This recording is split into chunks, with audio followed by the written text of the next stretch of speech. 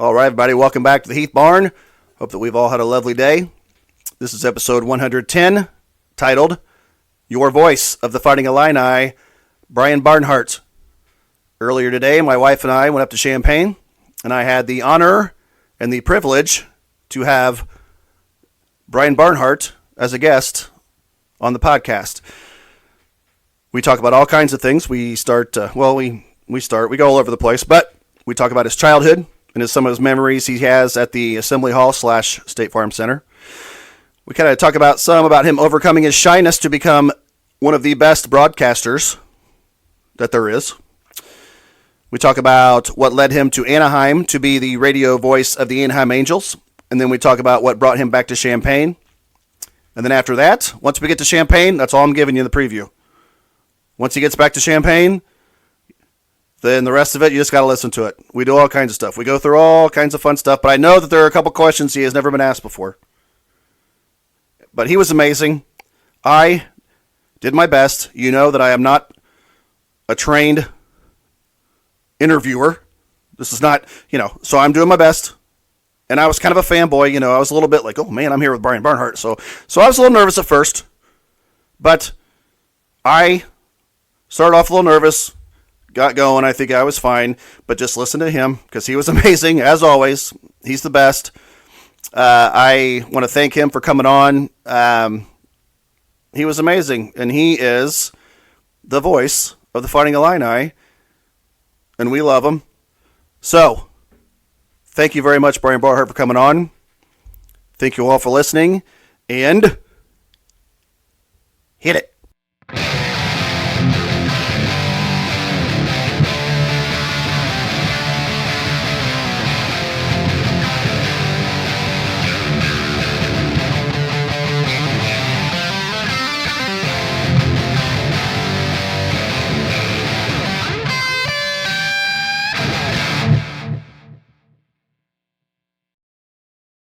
All right, everybody. Welcome back to the Heath Barn. In this episode, I am extremely, extremely excited. The voice of the Illini, Mr. Brian Barnhart, is here. Thank you so much for doing this. Oh, you're very welcome. Yes, this is awesome. I have a lot of questions, but before we start, what'd you think of the game last night? The game was one of the most unique ones I've seen in recent years. In fact, it turned out Illinois, it was the highest scoring, first time they had scored 100 points in a Big Ten game in regulation in 30 years. That was the start. Right. I figured it was further back because I've been doing the games 22 years now. I don't remember anything in a Big Ten game in regulation. Yeah. We had a game at Rutgers that went 3 overtimes. I think that was a Malcolm Hill game, wasn't it? When he had a lot. Something like that. Yes, it was a very high-scoring game. Both teams were in the hundreds on that particular game. Right. But last night, for a Big Ten game in late February, that was unusual. I agree. I felt like, I'm trying to think, I saw something today, and I don't want to mess up the stat, but it was something along the lines of, it was the first time a team had shot 70% from 2, 60% from 3, had 5 turnovers or less, and lost, I think. And lost by 8, yeah. Right, yeah. Minnesota, yeah. Yeah. So, it was – and just before we get started, though, the fan hat for a second. I mean, I love this team a lot, but I feel like, they've got some stuff to tighten up defensively. But, just outscoring teams. Because I remember the Iowa game, people were saying they looked a lot better defensively, and I was thinking, they still gave up 85, so there's some things to tighten up. But, I hadn't seen a game like that. I can't remember the last time. I mean, like I said, it was just an NBA score, so. And really a low NBA score. Right, these days, yes. Yeah. That's the thing. I feel like it's just kind of all going this direction. Yeah. Because the NBA's, with defensively with them as well. But I'll start here. I have seen you on other things, and we'll get through how you came, your life and starting out, things like that. But first of all, you said I saw where you lived in Tolono and grew up on a farm. I did. Yes. Yeah, west of Tolono, 2 miles west. It was right there by the interstate, basically. Gotcha. It wasn't quite in our backyard, but it was fairly close. Yeah. And grew up on the farm there. We all the how usual were, things. How were you on the farm? Oh, it was fun. It was fun. Yeah, it was a lot of hard work, a lot of early mornings. Yeah. I think the work ethic you learn on a farm carries over in life a lot. Definitely. For sure. And we didn't have a lot of money, but we made enough. My dad made enough. He worked a couple of jobs. He farmed. He worked at night as a janitor at the University of Illinois. Really? He basically supported the family doing that. We had 5 kids total in the family. So, but it was, hard work and dependability and show up on time and all those things you kind of learn being on a farm. Yeah, my dad farmed as well. And I was more of a gopher. I had an older brother that was 4 years older than me, so my dad never let me operate any machinery more than like a lawnmower, which was good. Yeah. But I was more of a gopher. But I don't know if I enjoyed it, but I never had interest in that being, what I did or anything. I just wanted to play ball all the time and stuff like that. And Dad that's what he wanted me to do. But I was fine. I mean, I did what I could, but borderline liability at times, I would say, just from kind of like what I was telling you with this technology. Same thing with like machinery, But we, my mom's first grade teacher, Dad was a farmer, and that's how we, and I got youngest of 4 and everything. So, yeah. But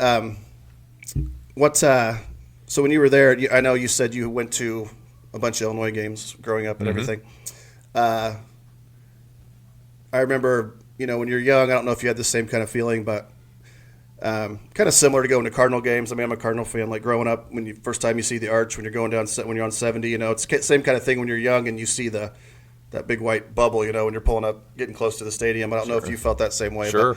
But, do you have any memories, and not the obvious ones, like Eddie Johnson, like last second. Do you have any little like other kinds of memories that stick out?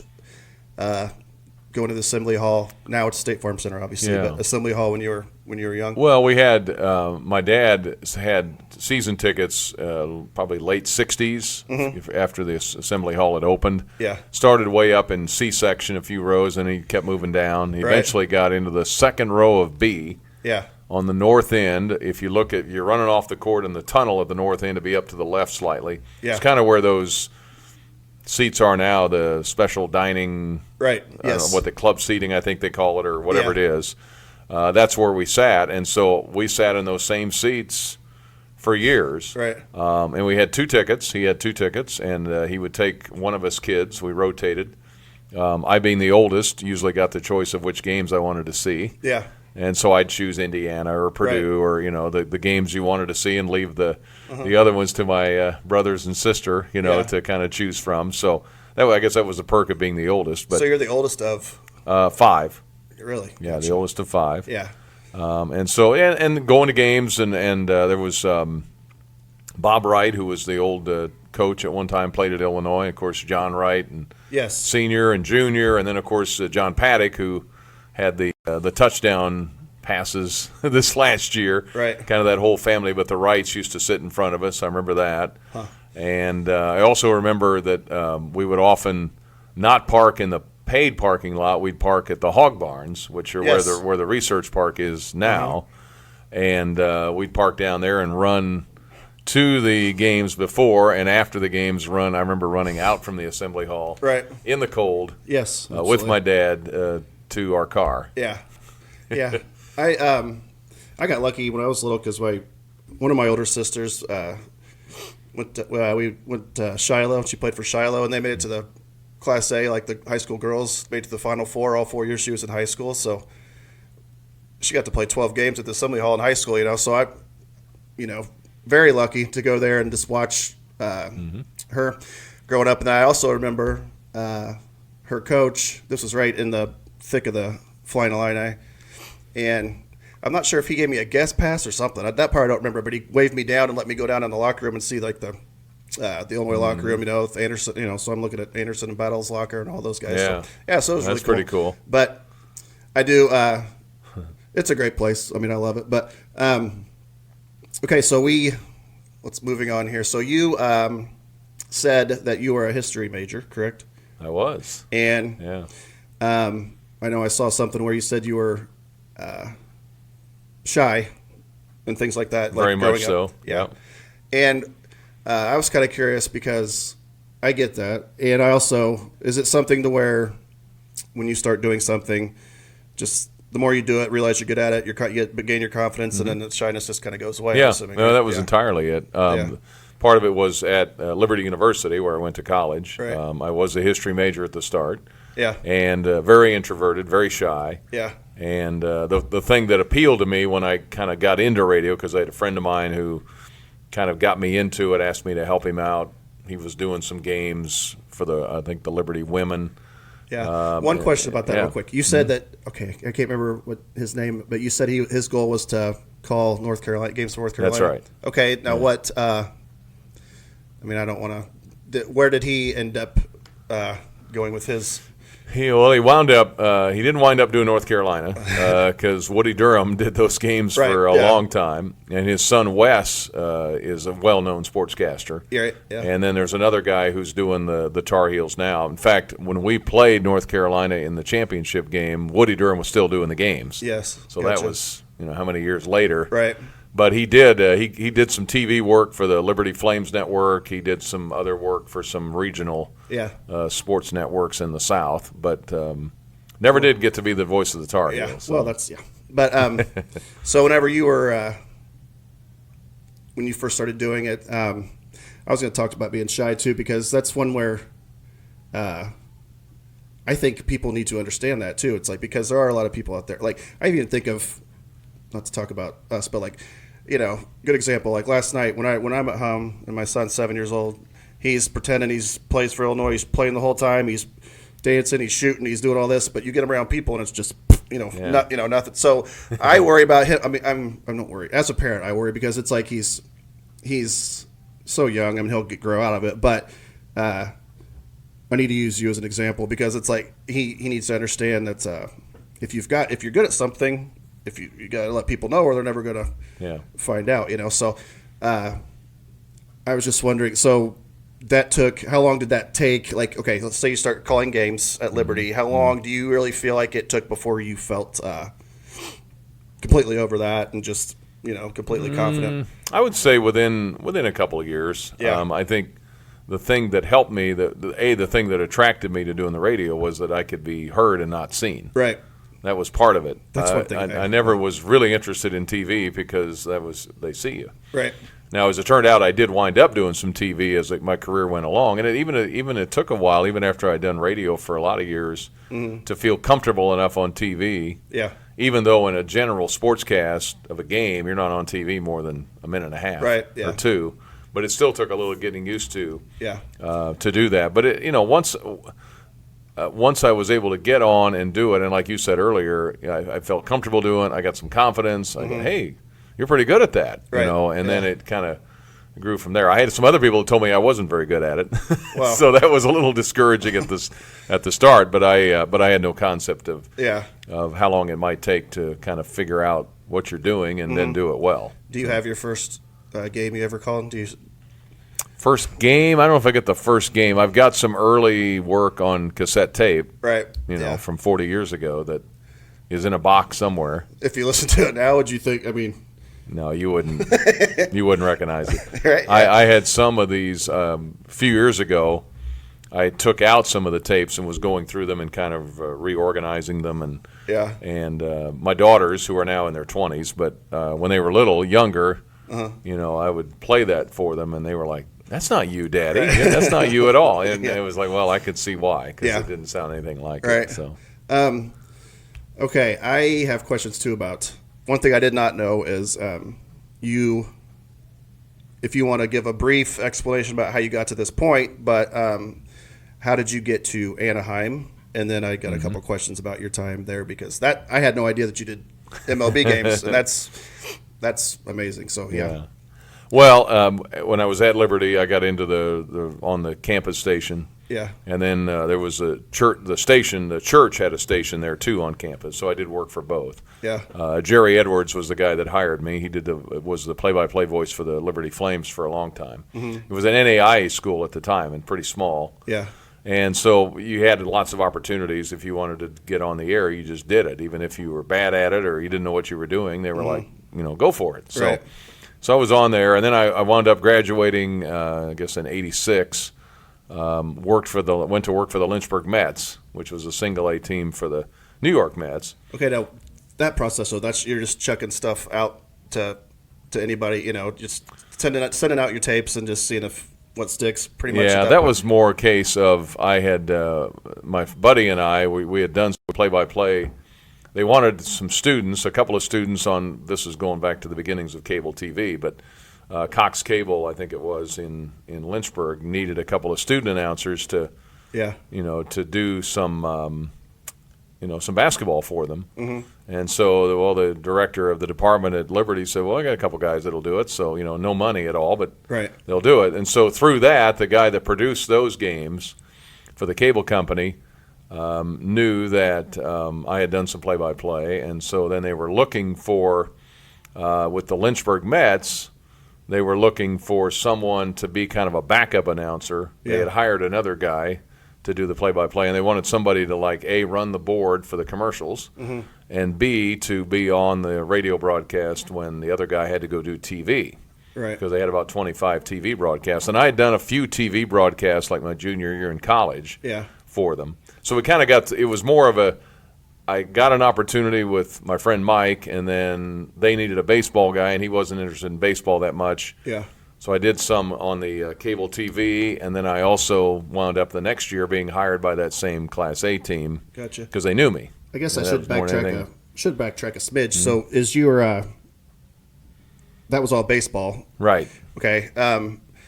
Because so were you when did you start calling basketball? Did you call basketball at Liberty as well, or was it just all baseball? Or it was basketball, women's games. Gotcha. Some of those. I filled in a couple of times on the Liberty Flames network that Jerry Edwards did. I filled in a couple of men's games. Did you always feel just comfortable? Was there a sport that you felt more comfortable calling right out of the gate, or was it just you're good with? Probably I was good with any of it, but baseball was my initial first love, I guess, because I had done some work in Lynchburg with the single A team there on TV.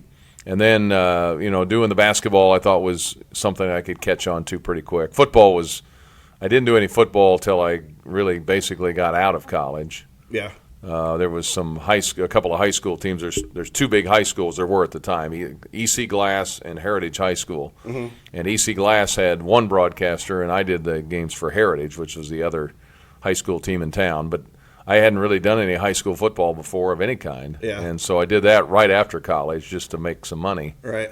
Right after I graduated. Well, you wouldn't be able to tell what you do it now, but I had no clue what I was doing. Yeah, but as long as they don't know. Yeah, that's right. So did you so then let's talk about how you got to Anaheim. Mm-hmm. Okay. So well, I went from Lynchburg then, the single A team for the Mets, and then there was a single A team in Roanoke, Virginia, in Salem, which was the Pirates single A team that they hadn't had a radio broadcast before. Yeah. And there being an hour from Lynchburg, they knew the staff, the general manager at Lynchburg, and they said, hey, do you know anybody that we could hire to start our radio broadcast? And they said, yeah, we got a backup guy here. So I went and interviewed for it, and I got it. Yeah. So then I was there for a year. And in the meantime, I sent out, and we won the league championship that year, which was a lot of fun. Right. They get to hear you calling making important calls and things like that. And so 140 games, and doing the games every night. Most nights I was by myself. Some nights I had a color guy who was with me, who's Dan Bonner, who was on CBS with the March Madness games. He still does it. Yeah, he lived in Virginia, and he was hired by them to work with me too on some of the games. So we would trade off innings, and so I got to know Dan that way, and we're still friends to this day. So that's a lot of fun, and he's been doing a lot of CBS games. Then I sent out a bunch of tapes to different teams, and I got a little nibble from Oklahoma City, the AAA team for the Rangers. I didn't know they were looking, but I got a nibble, and they said, hey, come on out for an interview. Yeah. And I got interviewed, and I got the job. That's awesome. And so I wound up moving to Oklahoma City in 1988. 88's when that was. Yeah. And then I worked for them for the next 8 years. I was a play-by-play. I did I did some media relations for them. I did a little bit of everything. But I only worked from April to September, and then I had to figure out something else to do each year, and I was year to year basically. Yeah. No benefits, no contract, nothing. That's okay. Yeah. And so I did that for about 8. In the meantime, it was about 8 or 9 years, and interviewed for some other jobs along the way and didn't get those, and so then worked with Oklahoma City until 1994. The guy that owned the team at the time was a guy named Jeffrey Loria, who wound up owning the Miami Marlins, Florida Marlins at the time. They won a World Series with him. So they'd win one, and they'd rebuild it. I know. Yeah. They tear it down, they build it back up.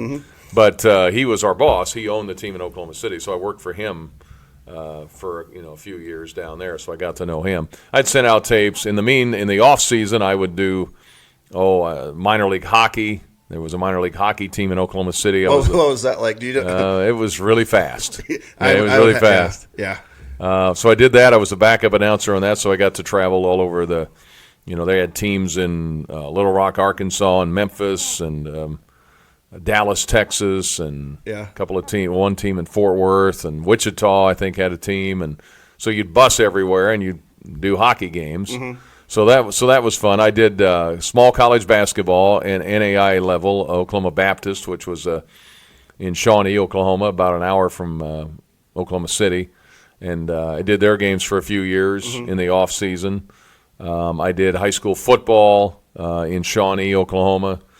Play-by-play in color. So I did a lot of. I had to. I had no choice. I had no other income. Right. And so I was scraping together, $25 a game here, $50 a game there. Yeah. I did that, and then I'd go back to the baseball every year. Right. And then I continued to send out tapes. I've got a stack at home, a couple inches thick of, hey, thank you for your interest. You sound good. We don't have an opening. Right. I even sent some here to Illinois. Oh, did you? Yeah, and I knew, of course, I'd grown up with Jim Turpin, right, who did the games for many years, and Larry Stewart before that, if you go back far enough. Yeah. And so I'd sent a tape, and obviously our positions filled, and so I just poked around different things, and then I wound up getting 2 interviews in the fall of '97. I had sent out some basketball tapes, and I got a response from the Dallas Mavericks. Yeah. They called me down for an interview, and I was like runner up there. And then I got an interview with the Texas Rangers for baseball, and I got an interview there, and I didn't get either job, but I was close. Right. And the managing partner of the Rangers, who I interviewed with, he said, "Just keep plugging away. You're going to get a job because your stuff's good enough." Right. And then which is a good. Kids need to. Sure. Yeah. Just keep plugging away. He said you're going to do something. And then I'd sent out a tape to Anaheim. I'd actually forgotten anything about sending it out there. I just sent them everywhere. Right, yeah. And all of a sudden, about a week after the Super Bowl in 1998, I get a call saying, "Hey, this is so-and-so with the Angels. We got your tape. We love it. We'd like you to come out for an interview." That's great. And went out for an interview, and interesting story there is I went out and interviewed with the guy, the general manager of the team, or whoever it was that was doing the hiring. At the time I was out there was what they called an Angels Fan Fest, like a Sox Fest or a. And so there's all these Cardinals got like the winter warm up. Yeah. So we're going around, and at this place there's a little truck, a TV truck, or a little area where you can do play-by-play of a great catch by Jim Edmonds, as it turned out. That's a question I have right here, but go ahead. Yeah. Well, so. It's a play Jim Edmonds made with the Angels when I think it was against Kansas City, and so I was going to ask you if you made that call or not. The one where he's over his head. Over his head. Yeah. I did not make that. I obviously didn't call. Was it the year before you were there? Probably missed by a year or two. It might have occurred a year or two earlier. Yeah. But anyway, what they did was they would have fans come in, and you could record yourself calling the play. Yeah. And then they would give you a copy of the recording. Right. So the guy that I was with, who was interviewing me, said, "Well, go in and just show us what you got." And, of course, all these people have no clue that I'm on an interview, or they have no clue, whatever. So I go in there, and I just call it like I see it, whatever it was. And I come out, and the guy looked at one of the other bosses that was there who was doing the hiring as well, and he goes, "Hire him." That's awesome. Because they heard it. And so that's – So you did get to make that call. I did get to make that call. The call got you hired in a way. Right. Yeah, I did. Wow. That's – yeah. Because that was one of my questions I was going to ask. the years you were there, and I was going to see if Edmonds was there when you were. Yeah, he was playing there. Right. Yeah, because he got traded, I think, in 2000, I believe. Yeah, so he was there. Darren Erstad and was there. Anderson and Salmon and all Garrett that. Anderson, Tim Salmon. They had a really good team. Yeah. But I got hired. We went to spring training in the spring of '98, and then I was there for '98 and '99. I'm sure all the hustle and bustle and traffic's just like it is here in East Central Illinois. Yeah. I can't even imagine. That's a whole different world out there. Oh, I know. Yeah. What was that like, though? I mean, was it how much of a shock was that? Like, as far as just because people don't for a small town guy, people don't think about these athletes too. It's another thing, just getting around, just the day to day, and having to get to the stadium and get everywhere. Like, I know that I've been out there. I lived in Florida for a few years, and that's a whole other level from here. But LA is a whole other level from Florida, so I can't. Right. Yeah, I mean, I can't imagine getting used to that. Yeah, fortunately, when I was out there, most of the games were at night. And so I would go into work about every day for the start of batting practice about 3. Mm-hmm. And so there weren't a lot of people there weren't people heading the direction I was heading at 3 o'clock. I was going against the traffic. Yeah. And then by the time the game was over, it was 11 o'clock at night or 11:30, depending on the start time. And there wasn't a lot of traffic either. So I avoided the day-to-day grinder of trying to go to work every day through traffic. Right. I had the benefit of working against the schedule, but that was a wonderful experience. There was a lot of pressure. Yeah, because you're. Who was in the booth with you? A guy named Mario Impemba was with me. We had 2 play-by-play guys. We didn't have a color guy. Oh, so gotcha. we would each do the first year. He did. Well, I guess best radio's usually like that. I guess. Yeah, he did 6 innings, and I did 3. Yeah. And in Los Angeles, it was a little unique because Vin Scully, of course, doing the Dodgers for many years, did the games by himself. Yeah. Okay. Now later he had some other guys come in. Charlie Steiner came in. Rick Monday was there, but for a lot of years he would do the games alone. Yeah. And so the Angels kind of copied that in that there wouldn't be any, like right now, me and Dion, we interact on the air all the time. Or me and Martin O'Donnell over the years interacted over the air. They didn't want us interacting over the air. It was basically Mario did his innings, and I did mine. Yeah. Well, the next year they changed that, where we were both kind of each other's color guy. It was kind of a 2-man team. Gotcha. But we didn't have a Major League Baseball player or a former player in there with us. Right. And so I think that was the reason after a couple of years they were like, okay, we want to try something else because we've got 2 play-by-play guys. Mm-hmm. And I was kind of the junior member of that group, and so I got let go. Yeah. Hey, we love your work. We'll do anything for you, but we're going a different direction. Yeah. Like, okay. But those 2 years were, doing games at Yankee Stadium and Fenway Park. And is there a you got a story or a call? Okay, one thing too before I get to that. Mm-hmm. Okay, when you're calling baseball, do you have? Were you a guy that had because football, basketball, it's more instincts because it's going faster. Mm-hmm. Baseball, did you ever have any? Not like calls like this is my home run call. This is this call. This is or whatever. Or because you have more time to think of things, I guess, in baseball rather than using your instincts. Did you have things like that, or did you just call what you saw? Or baseball, you do a lot more prep, storytelling, recapping, discussing issues of the day when it comes to Major League Baseball or games, things around baseball. Yeah. It's more of a. I do that too. I try to sync up John Rooney a lot of times with the Cardinal games, things too. Yeah, it's more of a conversation. Now, the game is speeded up now a little bit because, with the pitch clock and everything, so you don't have as much of that. But on the way here, we were listening to the Cardinals. I was trying to explain to my wife.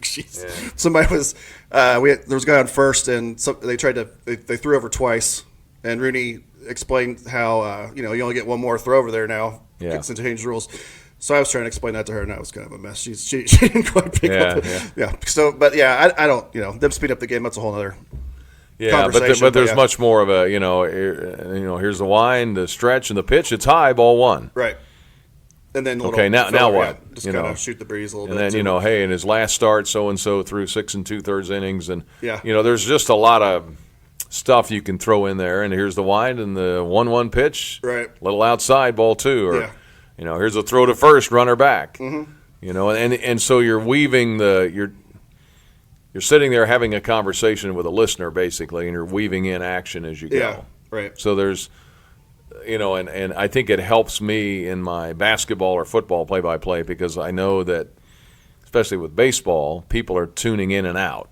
Yeah. Like you were listening to the Cardinal game, you're probably going to do this and you go back and listen to it again. Yeah. So you've missed maybe 2 or 3 innings. Right. While you've been doing this, and then it's John Rooney's job or whoever's doing it to kind of recap for you as to, okay, so that when you get back in your car, where are we? Who's ahead? And so I do that a lot, I think, in basketball and football just because there's more scoring, especially basketball, especially last night. Yes. But I think it's people, you got to remember that people aren't like glued to every word you're saying for 3 hours. You've got to just kind of keep, hey, if you've just joined us, this happened. Illinois was down by 5 at the 10-minute mark. They went on a 15-2 run. They've grabbed the lead. Just kind of give a shorthand. With radio, here's where we are. With radio, there's a lot more. And radio, there's a lot more chance to do that. TV, they can. Right. TV's a different animal. We can talk about that. But basically, the 2 years in Anaheim were fantastic. I enjoyed the experience immensely. I did realize how much pressure there is and how everybody wants that job. I did learn that. And that was a little shocking to me. Somebody had told me about that. Well, that's why you should feel so good. I mean, you actually doing it. I mean, that's just it's crazy. Those jobs don't grow on trees, So to be able to do that for a couple I had years. the sense there were some. I think when I showed up in Anaheim, and I'd been in Oklahoma City, and here I am, this little, farm kid in Tolono, Illinois. And it's like, well, who's that? Where'd they get this guy? Yeah, but once you start doing it, and people would say, hey, you're doing a good job, but there were a lot of people too that. I'm sure in a market that size, you're like, well, where do we get, where do we find this guy? And he does a good job, but I could do it better. There was much more of that than I anticipated. The guy that you were in the booth with, that name didn't ring a bell. Was he? How long was he their play-by-play guy? He was there from 95 to about, I don't know if it was 01 or 02. He left and went on to be the TV voice for the Tigers. Oh, gotcha. For Detroit for many years, and then he got let go from that job, and then the last I think 5 years Matt Shepard did it, and now Jason Benetti's taken over. Yeah. So he was a couple of guys before Jason Benetti in Detroit. He was a really good announcer, solid guy, became a good friend. Yeah. But we spent a lot of time together for sure. Okay, so now we get to after Anaheim. You can briefly tell everybody what brought you back here, and then we can start. Then we can start getting into the fun Illinois stuff. Okay. Well, after Anaheim, they told me my contract wasn't renewed. The guy in Oklahoma City that owned at the time owned the Montreal Expos, who are now the Washington Nationals, of course. He had told me over the years that if I ever need an announcer, if you're ever available, I'll hire you where I'm at. Yeah. Because his goal was to own a major league team, and my goal was to get to the big leagues. So, and he liked my work in Oklahoma City, so I called him right after the Angels let me go, and I said, "Hey, I'm available." And he said, "I'll hire you." Yeah. So he was going to hire me in Montreal. He had just taken over the ownership of the team. And one of the things he wanted to change, because the Expos were struggling at the time, which is why they wound up moving to Washington. Yeah. Because attendance was way down. There wasn't a ton of interest. Around 2000. Yeah, so all the Walker, Grissom, all those guys are long gone. They were long gone. Yeah.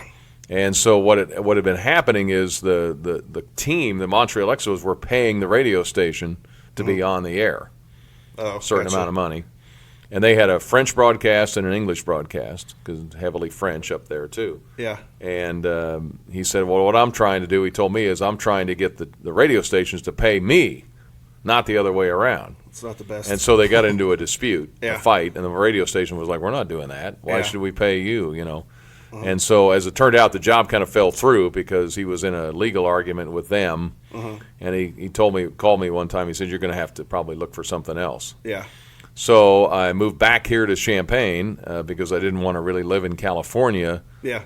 I had 2 young daughters, and I didn't want to stay out there. Right. and try to make it in expensive California. So I thought, well, I'll come home here and I'll look for work here. And so as it turned out, I applied. I thought, well, I filled out an application at the News Gazette downtown.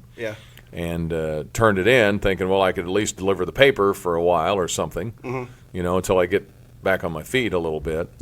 And then I got a call the next day from Stevie J, who was working here at WDWS and was the general manager by then. So he was here before 90. He was here, yeah. He'd worked at WLRW in town, and then he moved to WDWS, had been on the air for a long time, and worked his way up, and then he was the general manager. And they were going through a lot of changes. Jim Turpin had retired as the general manager. They went through a handful of GMs, and then they hired Stevie. So Jim Turpin not only called Illinois, he was the general manager. He was the GM of the, which I can't even imagine doing. Yeah, being the GM of a radio station, and doing the games, and doing the Penny for Your Thoughts show. Yeah, he did all of that. And so Stevie said, "Well, I don't have anything right now, but you're hired."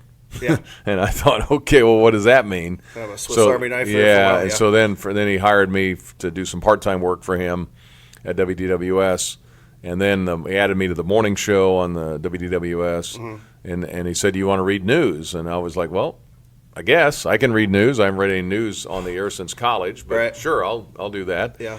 So I got started that way. Was part of the morning show for several years with him, and got on the air with Mike Hale as well on the Light Rock side, but anyway, in those early years, I was on the air with Stevie for a couple of years, and then Jim Turpin was about to retire, and then he retired in '02. Yep. And the folks at the University of Illinois, Ron Gunther and those folks, approached me and said, "Hey, would you be interested in being our new play-by-play guy?" And I was like, "Well, absolutely. That's awesome." I had thought about coming here. I didn't think the job would ever be open, frankly. Yeah. Jim had done it forever, and I wasn't going to be here anyway, and it didn't really matter. Right. But then when I was here and working at the station where the games are on, I thought, well, let's do it. So, I wasn't going to turn that down for sure. So got here at a good time, too, team-wise success. So you had, who was it? It was Bardo first. Is that who you were paired up with basketball? And then Jerry Hester. Yeah, started with Stephen Bardo. Stephen had just come on to start working with Jim Turpin. Yeah. And Lauren Tate had been with Jim for many years. Right. And Lauren was starting to get out of it, or they wanted to make do something different there. So they kind of kept Lauren on as a pre-game or halftime, post-game guest kind of thing, and then they hired Stephen Bardo.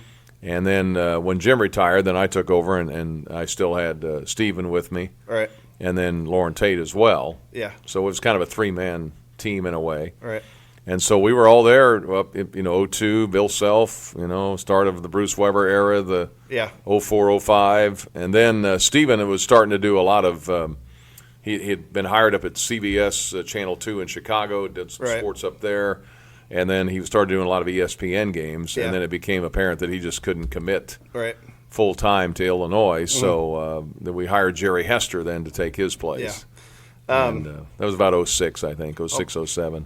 I gotta talk about Hester too here in a little bit because I have a little story about him. But one thing I was going to ask too, with football, you're going to have a new partner here this upcoming season, and I was kind of curious the process of breaking in a new partner, like what the challenges are, how you prepare, with a new partner, things like that, the process that goes into getting ready to get your chemistry down as much as you can before the game start and all that kind of stuff. So, because that'll be happening here, right? So yeah. Well, I started with when I took over, Jim Grabowski. Was it was interesting because the first football game I did for Illinois, and like I said, I'd been doing high school football for a few years, but I hadn't done it in a while. It had been a few years since when I was with the Angels and coming back, and the first game of the 2000 football season, Jim wasn't feeling good. He was having some health issues at the time, and so I had literally just gotten back from California, 5 months earlier, whatever, in April or May, and the first game was at San Diego State. Yeah. So I go out there, and they say, "Well, we'll have you fill in for Jim." And, it was like, well, it's been a while since I've done a football game, but absolutely I'm going to do this. Right. And I did okay. I mean, I thought it was okay. And I could have done better, but I was doing the best I can. One, I was scared to death because I was, taking over, filling in for, a guy who had been doing it for a long time. Right. And two, working with Jim Grabowski and wanting to do a good job. And so, it was, and the San Diego State wore these awful uniforms. You couldn't read the numbers. Right. I mean, it was kind of pieced together. Yeah. But they loved it. They thought it sounded good, and I think they were impressed with my approach to calling the game. And by my standards, it wasn't what I thought it should be, but it was okay. Yeah. I will say this: that's how you know you're better than most is when you don't think it's, like when you're yourself. When you see yourself, you don't think it's very good, but everybody else thinks it's good. So like your level is higher than everybody else in your mind. You know what I mean? Because like if you do something and you're like, I don't think I did very good, but everybody else thought it was really good, then that's how you know you're one of the best. So and I was, I just was trying to hang in there and do the best I could on that. I filled in for Jim a couple other times that year for over the couple of years, and then a couple basketball games here and there. Yeah. And then when he retired, then of course Grabowski did the football with me for a few years. And then he retired, and then we looked about, I think it was about 07, somewhere in there, right before the Rose Bowl year, or maybe right ahead of it, I guess. Yeah. Grabowski stepped down, and so then we did some searching, and then they interviewed some people, and we hired Howard Griffith. Right. And so Howard was hired. We announced it. Howard Griffith's our new color guy, and then 2 weeks later he got hired by the Big Ten. Right. And of course he's still there. Yes. All these years later. And then Kittner was kind of our other candidate that we came in the final 2 or 3. Yeah, I thought I enjoyed listening to him. I thought he did a really good job. Mm-hmm. So he was good. It brought a quarterback perspective, and had a lot of success. And I didn't realize that Howard Griffith got it first. Yeah, I didn't know. Yeah, he had it first. Had about 2 weeks. Yeah. And then Kittner did it for several years, and then he wanted to step aside be with his family. He had a young family. And then Martin O'Donnell had been doing the post-game call-in show, on our local station here at WDWS, and so he'd been on the air for several years. So it was kind of a no-brainer, like, okay, we got a guy right here, let's do it. And of course, over the last 9 years, he's been spectacular, right, doing the games with me. But now he's reached the point Kurt did, where it was like, hey, I want to spend some time with my family on Saturdays, and so we'll start. We'll start looking here soon, and we got some names in mind of people that I think would be good to consider, and whether they can do it or not, or what their schedule allows is a whole other matter. But basically, what I've tried to, you asked your original question about how I basically have worked with my color commentators is, I'll tell you the what, where, and when. Mm-hmm. You tell me the how and why. Right. How this is working, why this is working, why it's not working. Yeah. And just kind of start there. But will you meet with them and do do you guys do like a trial run? Do you call things beforehand, or is like the first game of the year? Will that be the first time you guys have done a game together, or do you is there practice beforehand? Or no, not really. Yeah, I mean the only practice there might be is like a spring game, right? Yeah, where you kind of get a feel for it, which is not really a game, but it's enough action to kind of give you a feel for each other. But no, first game we were ready to go. Right. And I think, Martin, I knew he would do well, and he just grew into an outstanding color guy. But I just divvied up like that. Same way with basketball. When I was with Jerry Hester and then Dion and Doug and you just tell me you guys played at this level. Right. I didn't. I don't know what it's like to be in the huddle. I don't know what it's like to be blocking a 300-pound defensive end. I have no idea. Right. But they do. Martin does. Kurt Kittner, I had no idea what it's like to have a blitz coming at you, but he did. Yeah. So he can explain the game, the how and the why, so much better than I can. Right. I've watched football my whole life. I get the sport, but I don't know the intricacies of the middle of a heated battle like they do. So trying to get them to trying to help them and what basically – have them explain to the fans in a way that's understandable that here's what happened and here's why. Like being up against a break, though, just things like that, does it take somebody time just to – this is more TV, I think. But somebody will be in their ear, like you got 15 seconds to say what you're going to say, and then we got to go, things like that. Like, does that take time to get used to and things like that? Like, well, you get practiced at it, but right. it's that there's going to be certain when the guy with the red hat comes out, there's a timeout. Yeah. So you got to wrap it up. Yeah. TV's a little different animal because the producer in the truck is in charge. Right. On the radio, you're in charge. Yeah. There's a little difference. Yes, There's a little difference. But obviously, that our engineer, Ed Bond for years, will watch the red hat guy, and when he comes out, he'll tell you, let's take a break. Yeah. And so you go to break. Right. TV, there's like a hard. Yes. They're counting down, they're showing video, they're right. showing a highlight, and they're going to break, and you're done. So right. you'll be on TV. You'll have, and I've done some work for BTN over the years, several years ago now. But you have a producer in your ear counting down 5, 4 while you're finishing your sentence. You're hearing a guy right. talk in your ear. But radio, you don't have that. It's just you. No, it's just you. Yeah. I mean, you're the guy. You're the boss. So. Yeah. Because even the Super Bowl this past year, Romo's catching a little heat for talking through that last, just things like that. Yeah. I wondered if that was Yeah. something that ever happens. But okay, let's see here. I've done the Anaheim stuff. See my chicken scratch here. Yeah, there you go. Yeah. When here, I was going to ask too if okay, this is what I was going to ask you. There's a caveat to this question though. I wanted like a couple of your.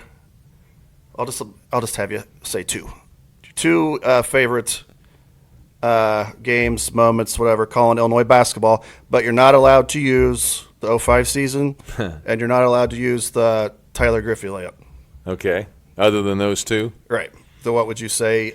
It could be a game, a call, a moment, or whatever it is, but maybe give me a couple of your favorites with the basketball. With basketball? Yeah.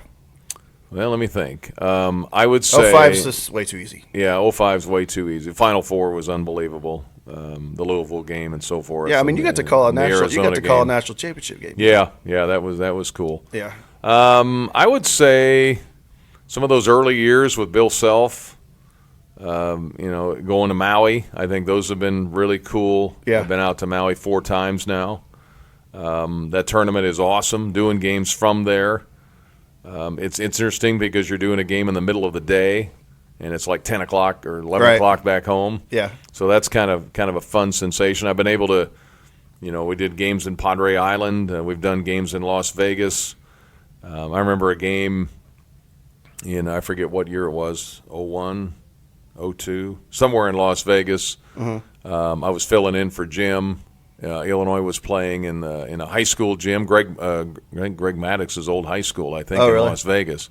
Big high school gym, but the tournament was in there, and we made it to the championship game against Southern Illinois, and Bruce Weber was coaching Southern Illinois. I think I remember that. And I think Sean Harrington hit a big shot in that game, and we won. I just remember thinking, who's this coach out there that won't stay off the floor? Yeah. And it was Bruce Weber. Yeah. And of course later we wound up working with him and being friends with him. So that was interesting to do. I think the Big Ten championship game the game we won the Big Ten title against Iowa. That's right. probably just that whole day was surreal. With Nebraska, the last place team taking out Wisconsin in Madison, totally unexpected. And then the rest of the afternoon, it was like a explosion of energy. Yeah. As people saw that result, and then knowing if you could beat Iowa, you could win right. a share of the Big Ten. That whole day was pretty surreal. So yeah, I remember that, and the rushing of the court, and COVID for a different reason. We did of course the home games we did in an empty arena. Yeah. Road games we did calling them off a TV screen. Yeah. At Bielefeld. Does that feel like? Well, I don't know. Sometimes to me it feels like that was 20 years ago, but other times it feels like I don't know. But yeah, I wouldn't want to do that again. You guys were talking. I think one of the things when I was looking you up, researching you a little bit, there was a YouTube one where it was you and Dion, and I think it was his pod actually or something. But you guys, it was right after all that because I remember you talking about Plumbers would have been like what 20. It was the year that first year I was left. Cabral was supposed to be a sophomore, I think. Yeah. So whatever, But you guys were talking about that, and my brain can't even go back to that hardly. Just thinking about everything being empty and so I can't imagine that was hard. calling games. Yeah, calling game off of TV is not ideal. Yeah. But we did. Now we made the best we could out of it, and I thought. And we were good, so it's like it was a good team. Really important games. Yeah. With no noise. It's just no noise. What we tried to do is we were able to the engineers that would work for the teams we were playing. Yeah. Would send us an audio feed. Yeah. And even though there was no crowd, there was some noise. And whatever, if there was a place that had a crowd or a very small crowd, you at least have some crowd noise. And they would pipe in crowd noise, basically. Yeah. Which made it sound realistic enough that we were actually there. Right. And in fact, I had several people that year that said, I didn't know you weren't there. Yeah. That you weren't in Michigan or you weren't in wherever. Right. Which is good. But I wouldn't. Yeah. People actually working it, I can't imagine. Jim Turpin told me that year, he said, don't get too good at that, or that's what they'll want to do. True. Going forward. So, yeah. So, I wouldn't want to live through that again. Yeah. And it was just bizarre. I remember sitting there, and we were rolling pretty good there that year that the tournament got canceled, and probably would have had a 5-6 seed somewhere in there, but we're playing well. And that was a great game too. The Kofi block on Garza at the end of the game. Yeah, that was great. And the one, here I got a question coming up where I'll bring this guy up, but that year was bizarre. But real quick too, I just thought about this. So like a game, because you're busy, you're traveling. Let's say, so you guys, you're going to Wisconsin. Mm-hmm. So like, what's a day like leading up to a game look like for you? Like, are you, what time do you get this? Just like, honestly, your kind of routine, like on a game day, like on the road. So just when you get there and prep and all that kind of good stuff. But yeah, well, my prep, like we got a game with Wisconsin this weekend. I'm assuming football is much more thorough. Yeah, football is much more thorough. Yes. Basketball, it takes me 2 to 3 hours to get a score sheet ready. Yeah. I've already been working on Wisconsin this week, so I'm already ahead. In fact, I've printed off material for Purdue. Yeah. So I try to work about a game ahead. Right. The Minnesota game, of course, is just completed, so. But I've got my Wisconsin score sheet about half done already. Yeah. Just looking up, every team has game notes, and so I've gone through online all of Wisconsin's notes and made notes on each of their players and all the guys they have. So I'm basically over half done. Yeah. I'll go home today and get ready. Tomorrow we leave. I think our flight's at 5 something. Yeah. And it's only about a 45-minute flight to Madison. Right. So we'll go up there.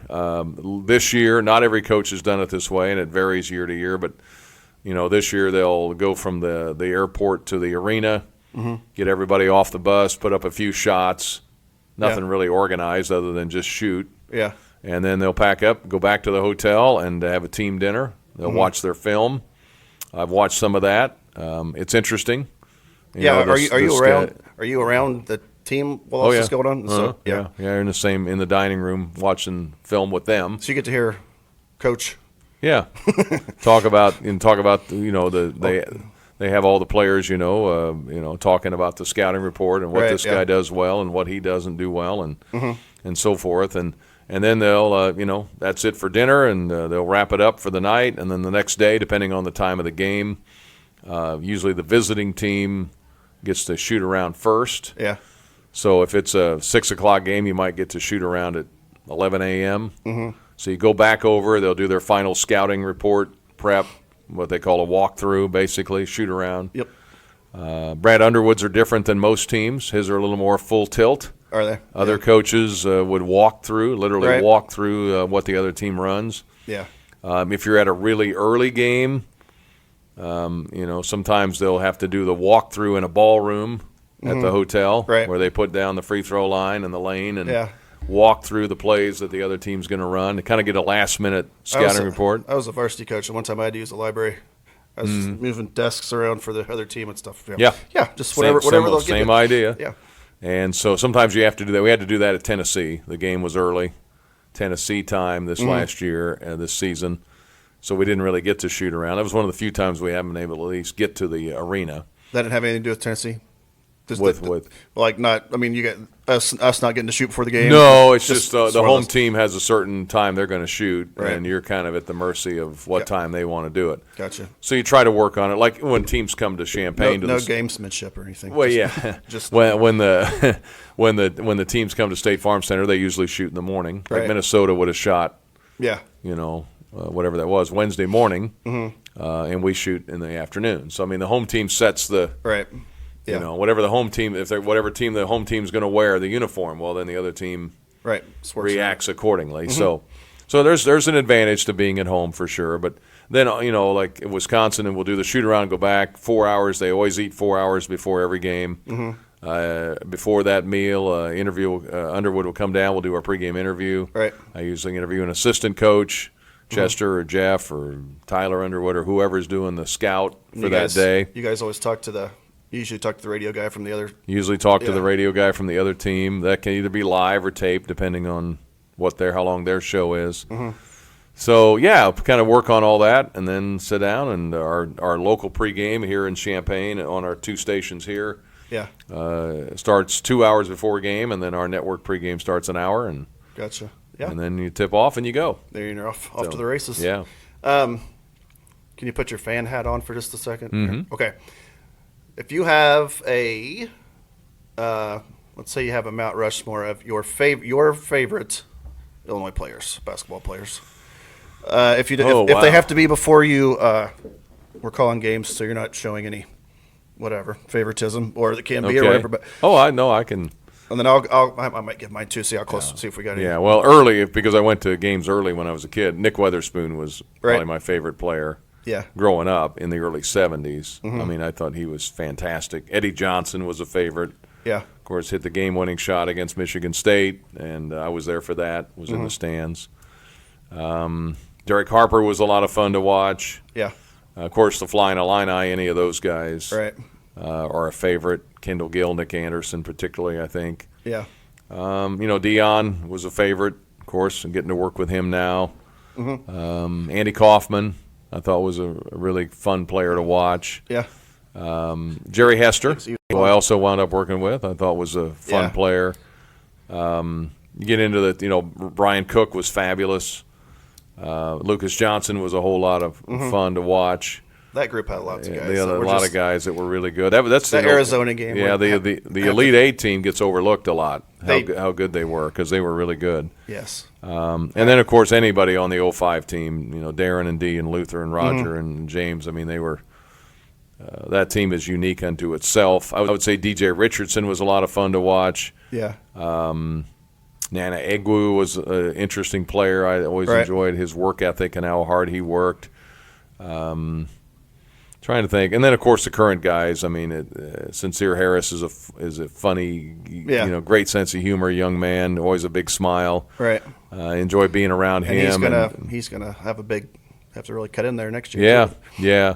I think Quincy Guerrier's just got a young child. He's a fun guy to be around. Marcus Damas, Luke Goody. It's a good group. It is. Yeah. Old, mature. This group has since the 05 team is the most connected offensively I've seen. Yeah. And I think the Ken Palm and all the efficiency numbers kind of show that. Right. But off the court, too, this team really likes each other. Yeah. There have been years where guys tolerated each other. Yeah, very recently. And tolerated, and even in the team that won the Big Ten, it was a struggle that year because we had guys hurt. There was no flow to anything. Right. And to Brad Underwood's credit, he pieced together a Big Ten champion out of all that. Right. So, but this year, this group they really enjoy each other. They have a lot of fun together. Yeah. And it kind of shows up on the court, I think. Right. As far from a fan's perspective, this group I've liked some, a lot but they're old and experienced and pretty mature we could talk about this team forever. But some of mine, Darren's my favorite ever. And I like that team. I love that team obviously, but Darren was, I like the guys that just kind of let their play do their talking, and he was just kind of a quiet but put his foot on your throat and kind of a killer, But he also quiet type too. Yeah. And it was obvious that he was what made that team go because he was the third pick of the draft for next year. Right. But also, Hester is legit on my Mount Rushmore of all time because my first memory of him, he was a senior. I was a freshman, but the Topper. Do you remember the Topper Classic in Danville? Like they used to have this Topper Classic, and it was like Chicago Farragut, Chicago King, Peoria Manual, and there was a Class A division and a Double A division. But this was in the mid '90s. You weren't around at that time, but Peoria Manual was in it, and they were playing Chicago King, and Chicago King had that Richard Griffith and Thomas Hamilton. They're both over 7 feet, and Hester did the spin move on the baseline and dunked on one of them and just jogged back down the floor like nothing happened, And I was just like, that's my guy. And he's another one who's just was great but quiet. And then from the another guy that was one of my favorites is Felice. I loved him. Yeah, he was a good one too. Yes, he's one that I really wish would have had a chance to play in the tournament, but it was that year that when COVID happened and there was a tournament. But I thought that every good team needs a guy like that. I thought we had a team that could have made our deep run that year. Yeah, and it was a lot of it was him. Just intangibles, and he's a guy I wish would. He seems like somebody that could be a coach. Maybe when he gets done playing. But Hester though, those old Topper Classics. Kevin Garnett was in them, and we were in the Class A division, and we played. They moved us up to play manual my sophomore, junior year, or sophomore, junior year. But I got Sergio McLean guarding me. And I was about $160, and like, Coach, I can't get open very well, but it was really cool. But that whole thing back then was a amazing thing. But Hester, Darren Williams, Felice, and then anybody from Flying Illini, probably Kenny Battle. Sure. Yeah. No, that's a good list. Yeah. I was left-handed, so was he. Yeah. Okay, last question, and then I'll let you go here. Let's say you can call any sport, any venue. You're the play-by-play guy. You can have any color analyst, dead or alive. What would the game be, and who would you pick to call it with you? Yeah, that's – wow. Yeah. There we go. Well, whatever. We got cut off, but the actual this won't get cut off. But all right. Boy, that's hard. Have a color guy. I would say I wouldn't mind doing a game with Troy Aikman, for instance. I think he'd be. Yeah, he's great. I think he'd be great. One particular place I've never been, or place. No, just a game. I mean, like like if a Super Bowl or not. Probably a World Series game or a big game like that. Probably, I would think. Is there somebody, if you're calling the World Series, color analyst that you? Steve Stone, maybe. Yeah. I think that'd be. I think he had to keep Harry in line all those years. So he did. Yeah, I think that'd be a good one. Speaking of guys, I was thinking of him whenever you were talking about having conversation in between pitches and stuff. That made me think of Harry Carey. But yeah, Steve Stone's great. But yeah. And I actually have done minor league games with Joe Buck. Oh, really? Yeah, back when he was in Louisville, he was the number 2 announcer there as a young guy, coming up. And so I was doing the games by myself then in Oklahoma City. And really, we'd travel to Louisville, and I had 9 innings to fill, and so I'd have Joe come down and sit in with me, and we'd do innings together. Really? So, that's great. So that was fun. That's a pretty cool memory. Oh, yeah. He's done well. Yeah. Well, and that wasn't a nepotism situation. That was just he's great. Oh, he's good. His dad's great. I thought at the time that it didn't matter if people think that's what it is. Yeah, it's ridiculous. He's just really good. Yeah, those two are great. But been spoiled as Cardinal fans having great. Yeah. And good segue. We're spoiled as Illinois fans to have you calling games. So I appreciate that. I've told my wife I'm always worried you're going to get out of here and go do something national. But for now, we just got to appreciate having you. Well, no, I appreciate that very much. And I grew up here, so this is, the Illini are my team. That's a little different than coming in. And I had a great time in Anaheim, but I didn't know much about the Angels before I went out there. I mean, it was like, well, this is the team I'm for now. But the Illinois thing runs really, really deep. And I'm getting older now, so I'm, national aspirations. If I was going to be hired nationally, that Yeah. would have happened 10 years ago. Right, yeah. I'm getting now they're, the Jason Benetti's, who's a terrific broadcaster. Yeah, he is. And, Connor Onion does some games now. He's an up-and-comer. Yeah. And what's fun about those guys is, and I'm so happy for them because those were guys that sent me their work to listen to. Oh, really? To be That's critiqued. awesome. Yeah. And I've watched them, kind of gave them some advice. Full circle. And they were gonna do well anyway, but it was it's cool to know them at that level and Right. then have them kind of blossom into Yeah. really good broadcasters. And so that's Yeah, it's very cool. I get a lot of satisfaction out of that. Yeah. Well, thank you very much. This was great. Hey, you're welcome. Yeah. Thank you. And again, this is, I hope that maybe we can, like I told you, I was trying to, when I first started doing this, I kind of wanted to make where I am at kind of a destination for people to come, but I'm like, I will pick up and go anywhere to talk to you. And this is good because I need to start doing this kind of stuff. Take it on the road a little bit and Sure. go to people. So yeah, this was a lot of fun. But Well, good. Thank you very much. Like I said, we're Illinois fans are all just thrilled to have you. So I will do our sign-off line. My son, he was like 5 whenever I started this, and I told him, I'm like, what should my sign-off line be? Sign-off line be. So, and he said, that's that. I'm like, all right, that's what I'll do. So, Brian Barnhart, thank you very, very much You're for coming welcome. on. And for welcome to Heath Barn, that's that.